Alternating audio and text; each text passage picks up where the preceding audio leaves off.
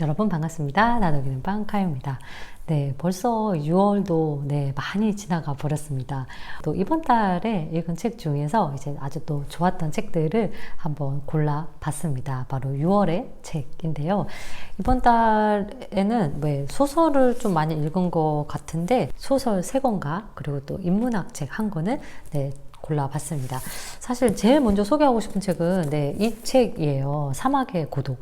아주 따끈따끈한 신간이기도 한데요. 나온 지가 얼마 안 됐는데 사막에서 공원 관리인으로 보냈던 그 시간을 기록한 에세이예요. 여기 보면은 이제 황야에서 보낸 침묵의 날들이라고 쓰여져 있는데 이 저자는 좀 국내에서는 사실 좀 생소한데 미국에서는 굉장히 유명한 생태주의 작가로 손꼽히는 분이에요. 그러니까 뭐 우리가 이제 흔히 생태주의 작가 하면은 그 헨리 데이비드 소로를 많이 떠올리잖아요. 미국의 동부에 소로가 있다면 바로 이 서부에는 에드워드 애비가 있다라고 할 정도로 그런 미국의 그 환경 그 보호자들에게 굉장히 많은 영감을 준 그런 사람인데 이 저자의 그 삶 자체가 굉장히 독특해요. 그러니까 실제로 이제 그 미국의 아치스 국립공원에 공원 관리인 일을 하게 됩니다. 그래서 그 당시 자신이 공원 관리인으로 일하면서 느꼈던 어떤 뭐 감정들 그리고 했던 일들 더불어서 어떤 국립공원의 개발과 또 환경 보호에 관한 어떤 저자의 신념을 이 책에다가 담았는데 이제 처음에 이 책이 나왔을 때는 큰 인기를 얻지 못했다고 해요. 그래서 한 미국에서 1만 부 정도 팔리는데 그쳤는데 미국은 이제 워낙 크니까 사실 1만 부가 그렇게 많은 부는 아니겠죠. 그랬는데 이 책이 이제 뒤에 가서 뭐 어떤 그 히피 문화 또 환경 뭐 반전 이런 문화의 급물살을 타고 다시 이 책이 이제 주목받기 시작하면서 오늘날에 이르러서는 생태주의 문학의 대표적인 고전으로 자리 잡게 된 그런 책이에요. 1956년부터 이제 57년까지 이 아치스 국립공원의 공원 관리인으로 일을 했고 1958년에 이 책이 출간이 됐거든요. 근데 오히려 오늘날 이 책이 더 유효한 이유는 당연히 아시겠죠. 환경 오염이 너무나 심각하고 뭐 지구 온난화 상황도 지금 뭐 돌이킬 수 없을 상황이 됐고 이 환경 보호에 대한 중요성이 더욱더 부각이 되고 있기 때문에 이 책이 더욱더 소중하지 않나라는 생각이 드는데 사실 그 소로의 월드는 좀 호숫가에서 살아가는 이야기잖아요. 그래서 어떻게 보면은 좀 정적인데 이 그 사막의 고독 같은 경우에는 사막이라는 어떤 아주 강대하고 넓은 또 이 저자의 그 호방한 성격 덕분에 굉장히 좀 동적으로 느껴져요. 실제로 보면은 이제 막 야생마가 도망가서 그걸 잡으러 간 이야기도 있고, 그리고 또 뭐 여러 가지 이 사막에서 만나는 곤충이나 동물들에 대한 이야기도 있고, 이제 무엇보다도 이 국립공원의 관리원으로 살아가는 일상 자체가 참 이채롭죠. 실제로 이제 도시와 한 32km 떨어진 곳에 혼자 트레일러에서 살고 있는데 일주일에 한 번씩 보급 차량이 온다고 합니다. 그러면 이제 그 보급 차량이 뭐 밥이나 뭐 물이나 이런 것들을 주고 가겠죠? 그러면 이제 또 다시 자신의 어떤 혼자만의 삶이 이어지는 거예요. 태양이 딱 뜨기 직전에 암벽에 기대어서 태양이 뜨기만을 기다리는 거예요. 저자는 이 순간에 대해 태양과 내가 1억 5천 킬로미터 사이의 허공을 사이에 두고 서 있다라고 표현을 하고 있거든요. 이 자연을 바라보는 마음과 또 이 한 번도 경험해 보지 못한 저 개인적으로는 그 사막에 대한 묘사가 참 근사하게 표현이 되어 있는데요. 고요라기보다는 거대한 정적이다. 몇 가지 소리가 들리기는 한다. 향나무에서 새가 제잘거리는 소리. 한숨 소리 같은 바람 소리. 내 손목에서 시계가 제깍거리는 소리. 절대적 정적을 깨는 이런 사소한 소음들이 나를 둘러싸고 있는 압도적인 평화로움을 더욱 또렷하게 인식하게끔 한다. 시간이 정지되고 현재가 끝없이 계속되고 있는 느낌이다.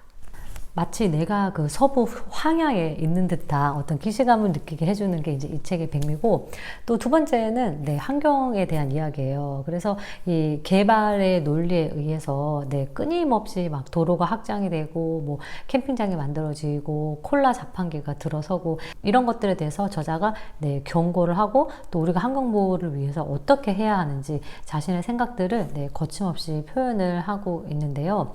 실제로 이 저자가 국립공원을 지켜야 되는 보존 3원칙을 제안했었어요. 보면은 1. 국립공원에는 자동차 같은 동력 장치를 끌어들여서는 안 된다. 2. 국립공원에 더 이상 도로를 건설해서는 안 된다. 3. 공원관리원은 사무실이 아닌 현장에서 일해야 한다.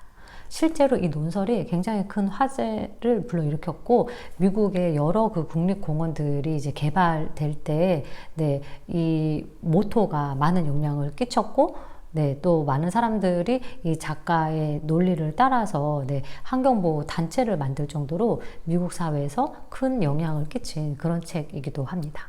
워낙 그 자연에 대한 묘사가 아름다워서 사실 또 이 저자는 캠핑장이라는 시설을 갖춘 장소를 멀리 했지만 캠핑장에서 혹은 야외에서 자연을 벗삼아서 한 번쯤 읽어보면은 네, 굉장히 좋은 그런 책이었고요.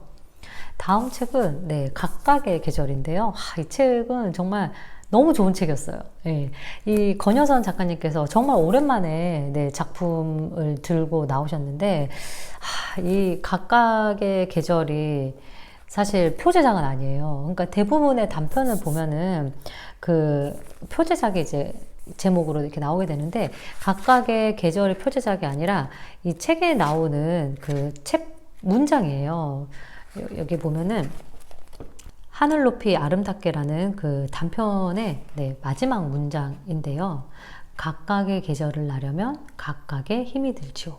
이 부분에서 이제 이 각각의 계절이라는 책 제목이 나오게 됐는데, 여기에 나오는 등장인물들은 대부분이 다 여자예요. 그리고 약간은 386 세대를 네, 대표하는 그런 여자들이 등장을 합니다. 그리고 공통적으로 잠을 잘 못 자요.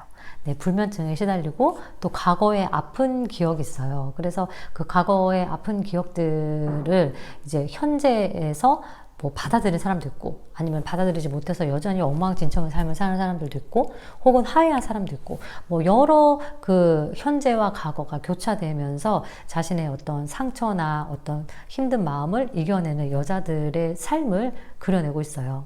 계속 이게 과거에 대한 이야기를 하고 있는데, 이 책을 읽다 보면은 그런데 우리가 왜 이렇게 과거를 계속해서 생각해야 되지? 과거를 잊으면 안 되지? 이런 질문을 던질 수 있잖아요. 근데 이 저자의 말에 의하면은 우리의 현재는 과거 없이는 만들어진 게 아니잖아요. 그래서 현재 나에게 필요한 어떤 힘을 가지려면은 과거에 나는 어떤 에너지를 가졌고, 그 과거의 에너지가 나한테 어떤 영향을 미치는지를 알아야 된다는 거죠. 그래서 우리가 이 각각의 계절을 나기 위해서는 네, 과거를 어떻게 한번 네, 기억하고 또 생각해야 되는지를 좀 네, 곱씹어 볼 수 있고, 막 이야기가 흥미진진하고 막 그런 독특한 이야기들이 나오진 않아요. 그런데 주인공 한 명 한 명한테 좀 애정이 가고, 그 한 명 한 명이 우리에게 전하는 굵직한 메시지가 있어요. 실제로 작가님도 그 나는 재밌는 이야기보다는 인물의 특성에 인간이 가지고 있는 어떤 그 고유함에 대해서 이야기를 하고 싶다라고 말씀을 하셨거든요. 그래서 좀 인물에 집중해서, 그리고 또 그 인물을 통해서 나에 대해서도 한번 네, 투영해 볼 수 있는 그런 책이고, 이 책의 문장 자체들도 다 너무 좋아요. 네, 역시 권여선 작가님이다. 박수가 절로 나오는 그런 작품이어서 각각의 계절은 정말 이 6월에 너무 책 표지도 상큼하잖아요. 6월에 강추하는 네, 그런 작품입니다. 다음 책은 네, 마찬가지로 단편집이에요. 짧은 소설인데 최은영 작가의 작품입니다. 근데 저는 밝은 달이라는 작품을 통해서 최은영 작가를 굉장히 좋아하게 됐는데, 아마 이 각각의 계절이 조금 어떤 386 세대를 의미한다면, 이 SG 아나도에 나오는 인물들은 네, 한 30대에서 40대 초반의 여자들을 네, 배경으로 하고 있습니다. 그래서 이건 조금 젊은 분위기라고도 할 수 있을 텐데 이 작품도 굉장히 좋았어요. 이게 이제 여러 사람들에 대한 이야기가 나오는데 특히 더 좋았던 점은 뭐냐면 이렇게 글 속에 들어가 있는 그림이에요. 그래서 그림들이 참 아름답게 표현이 되어 있는데 또 보시면은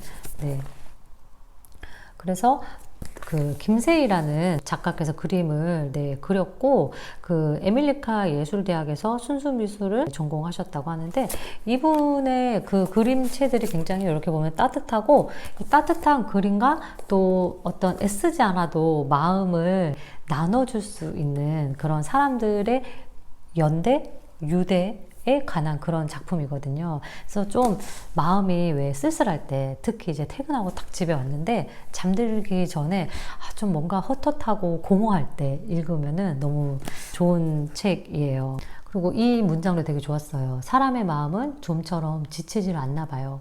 자꾸만 노력하려 하고 다가가려 해요. 이게 정말 내가 마음을 나눠주고 싶은 사람이 있으면 막 퍼주고 싶잖아요. 근데 그 퍼주는 마음에 대해서 쓰고 있는 책이고 그래서 제목이 애쓰지 않아도가 아닐까 싶었는데 좀 그림도 들어있고 책 자체가 예뻐서 선물하기에도 되게 좋은 책일 것 같고 긴 소설을 읽는 게 좀 어려우신 분들은 이런 짧은 소설을 통해서 한번 소설에 발을 디뎌보시는 것도 좋을 것 같습니다. 마지막 작품도 단순한 진심이라는 소설인데 공교롭게도 책 커버가 거의 다 파란색, 초록색인데 이 작품은 사실 저는 조혜진이라는 작가에 대해서 잘 몰랐어요. 근데 그 저희 집 근처에 그 독립서점을 갔다가 이 책을 알게 됐거든요. 이 책이 이제 입양에 관한 이야기인데 얼마 전에 한겨레에서 입양에 관한 기사를 봤어요. 이제 워낙 그 보도되는 어떤 해외 입양 사례 같은 경우에는 해외 입양이 됐다 이제 굉장히 잘 돼서 성공해서 뭐 한국으로 돌아와서 부모님을 찾게 되고 뭐 이런 이야기들이 많잖아요.